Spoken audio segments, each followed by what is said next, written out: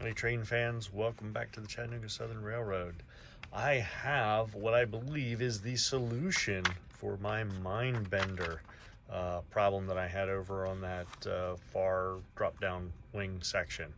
And I want to kind of give a shout out to a couple people that gave me some really good suggestions. One is Amy Reynolds, 3619. She suggested I look at the Spencer shop's track plans, both the current one and the old one, to try to get some ideas. And I did that, and it did give me an idea or two, which I'm good at. I also went back and looked at a number of old track plans like 19, 20, 30 around the Chattanooga area to try to get a feel for what that trackage looked like back in that day. And I'll give you, here's a image of one of those, and what you're looking at here is this is the Chattanooga Choo Choo Terminal Station right here. So all this trackage around 1926, 1930 existed in Chattanooga, and you can see this is the old Union Terminal Station there, and this is the Y. This is going into Harry DeButt's yard up through here. The main line now comes down through here. It used to be like this, and none of this trackage is here anymore, unfortunately. So, but this kind of gave me some fuel for thought. So Amy, thank you for that suggestion. I appreciate that. The other person I wanted to give some credit to is Georgia Sunbelt. He's suggested, sometimes the best thing to do is just walk away from it. And so I did that, and what ended up happening was the train area is right near my office that I work out of part-time for my job, and I just happened to be going back up to get a cup of coffee one morning and walked past it, set the cup of coffee down on the train layout, and was looking at it, and I was thinking back to all the track plans that I had been looking at, and then I just took 10 or 15 minutes. That's all it took to start laying out some turnouts. And so I've got a solution now. So you can kind of see I've got getting ready to do the backdrops over there, and we'll just walk you through. So one of the things I did right before that was I put together this list, if it'll focus on it, of what I wanted. And so what I wanted was at least a 5-track yard minimum, right, for storing cars. I wanted to be able to have at least 3 industries there that I could serve out of that yard or from other directions. I wanted to have some semblance of an engine facility, maybe not a full roundhouse, but at least, be able to store a couple engines, 2 or 3. Wanted to have a fueling facility for those. I wanted to be able to have a yard office. Wanted to have like an old school switch tower. I wanted to be able to have some access roads. I didn't want to have so much trackage there that I couldn't have vehicles coming in, trucks or things like that. I wanted to try to have a caboose track if at all possible. And then I was thinking about, wouldn't it be cool if I could have like an overhead road, right, that was continuing on and maybe crossing over the yard somewhere. I always thought those looked really cool. So anyway, that's what I gave myself. And as I thought about those things, this is what I came up with. So if you'll remember, we've got the main line here that goes off to the north. I'll explain that crossing at another time. That's part of the master plan.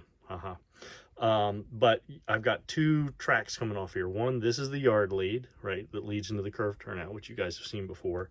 And then I had this turnout, which is going to become part, you'll see in a minute, it's going to be part of my engine facility. So what I came up with is this.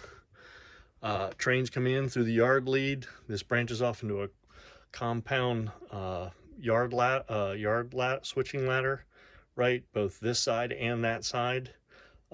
These tracks splinter off, so I've built basically kind of like this long curved ladder here, and then you'll see that I also have a turnout up here and a couple turnouts here to spread these upper tracks here. And so what you see is it gives me 1, 2, 3, 4, 5, 6, 7 tracks here total.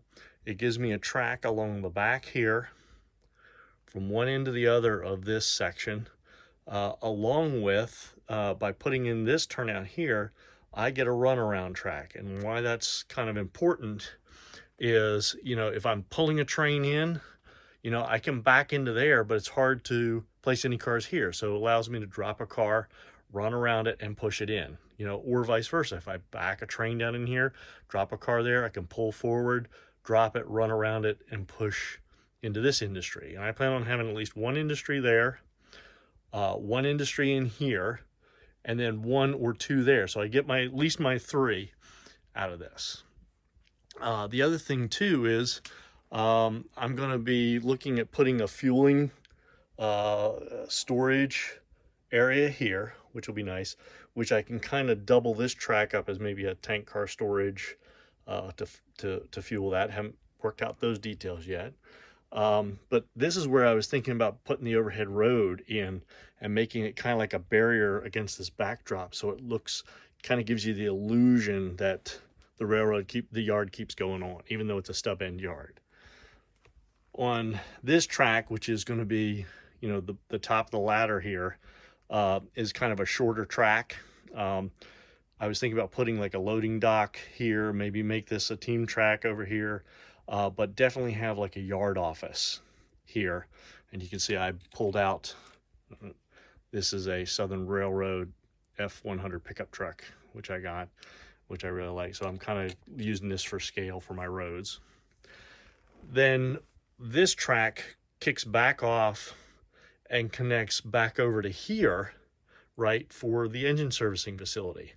So I didn't have a whole lot of room here, but what I made was these 2 stub end tracks, which will be a engine service facility. And I've already purchased one of those Ricks, I think it's a Pike Stuff, corrugated engine house that was 2-track engine house that'll fit there. And I think that will work great. Then I added in this turnout here to a stub end. And this is going to be my fueling station here. And the cool thing about this is that you can fuel engines coming in or out of the engine servicing facility, or if the switcher is out working and it needs more fuel, it can pull up right here, refuel, and keep going without having to come into the fueling facility. Then my switch tower would be up there. That would give them a full view of the entire yard and switching operations. But it will also allow them to look down this way, right? And then I was thinking about putting an old one of those small, like Atlas switching towers here, right? That would have been like the old L&N line, for the old L&N line, that if you've watched some of the previous videos, used to be this line all the way down and down through there. So anyway, I'm kind of jazzed because, and I'll kind of back up, excuse me, here to let you see the whole thing if I can, right? So you get a feel for it with the backdrop, and I wanted to feel that. So a lot of background industries along there.